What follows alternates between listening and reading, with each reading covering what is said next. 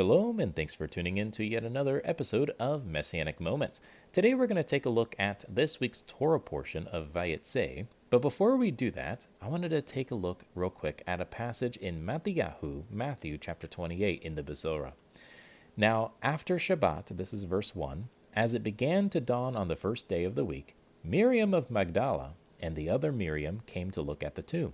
And suddenly there was a great earthquake, for an angel of Adonai descended from heaven and came and rolled back the stone and sat on it.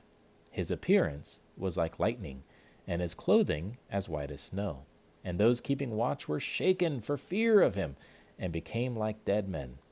Verse 5, But the angel answered and said to the woman, Do not be afraid, for I know you are looking for Yeshua, who was crucified. He is not here, for he is risen, just as he said. Come, see the place where he was lying. Go quickly now and tell his disciples that he is risen from the dead. And of course, the disciples are told about this, and Yeshua, of course, makes the official declaration to go make disciples of every nation. Everyone, go make disciples. And this very story, this very section of Matthew, the very last chapter, this is the foundation stone of faith for us Messianic believers.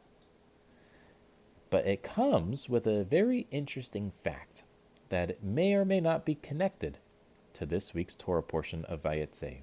Let's take a quick look again at verse 2, chapter 28. And suddenly there was a great earthquake, for an angel of Adonai descended from heaven and came and rolled back the stone and sat on it.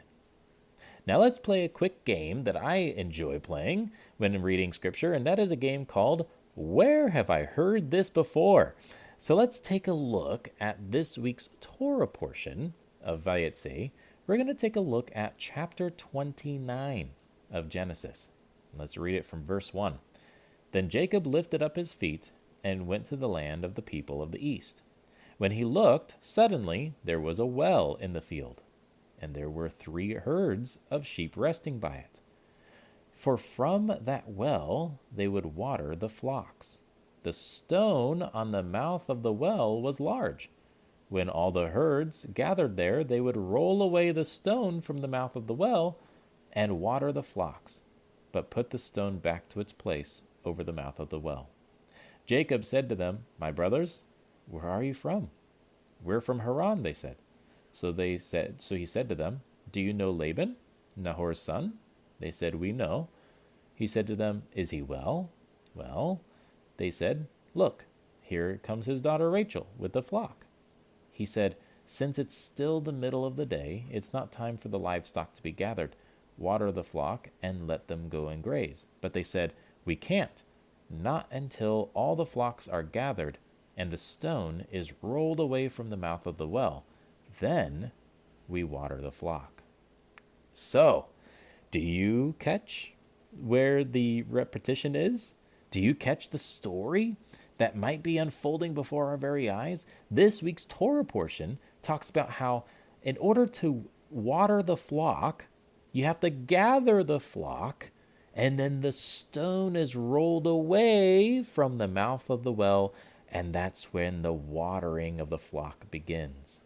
And as we just read in Matthew chapter 28, Yeshua's resurrection included a very interesting detail that most people tend to miss. That the stone was rolled away, and then what happens after? Not only does he live, but he waters the flock. Because he said, Come to me, all who are thirsty, and I will give you water to drink. Right? He is our well. He is our fountain of truth, fountain of life. He is the one that gives us Mayim Chaim, living waters. And we, as his sheep, gather as a flock to the watering hole, which is our faith, our foundation of faith, which is the resurrection, the empty tomb.